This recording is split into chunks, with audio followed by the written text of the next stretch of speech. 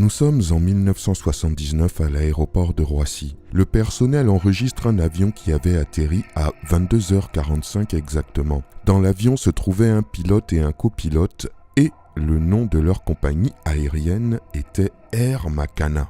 Les autorités, comme à leur habitude, prennent soin de relever l'identité des deux passagers qui sont de nationalité congolaise. Cependant, quelque chose cloche.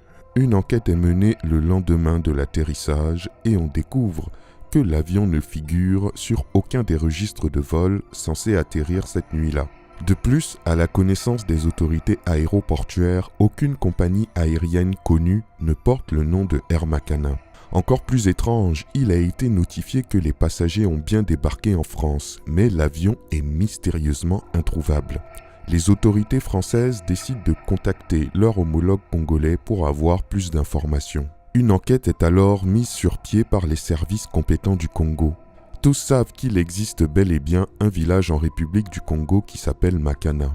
Les enquêteurs se rendent donc dans ce village.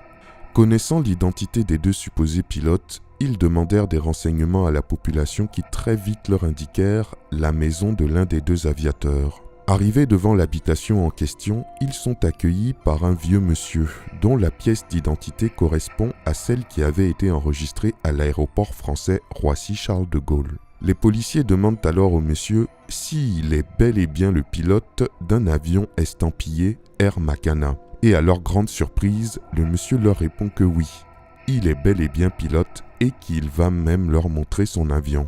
Le pilote rentre dans la maison et ressort avec un avion en modèle réduit qui tient à peine dans sa main et sur lequel est marqué Air Makana.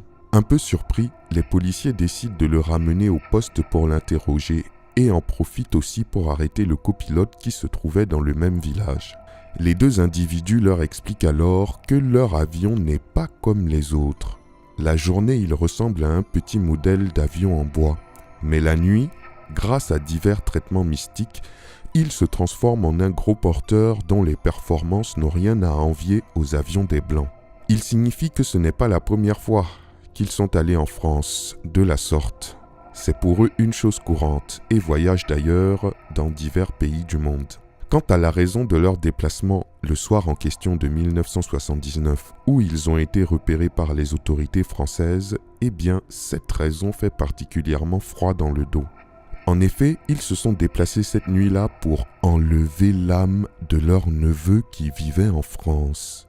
Ce dernier vivait depuis plus de 20 ans en France et ne leur donnait pas de nouvelles, et n'avait jamais envoyé le moindre centime. Devant ce fait qui pour eux était un manque de respect total, ils décidèrent de le tuer. Il a effectivement été démontré plus tard que le lendemain de leur atterrissage mystique, le neveu en question dont ils parlaient était mort. Waouh! Quelle histoire incroyable! Croyez-vous qu'une telle chose est possible? J'attends vos réponses dans les commentaires. Nombreuses sont les histoires d'avions mystiques en Afrique, mais celle-ci est particulièrement truculente.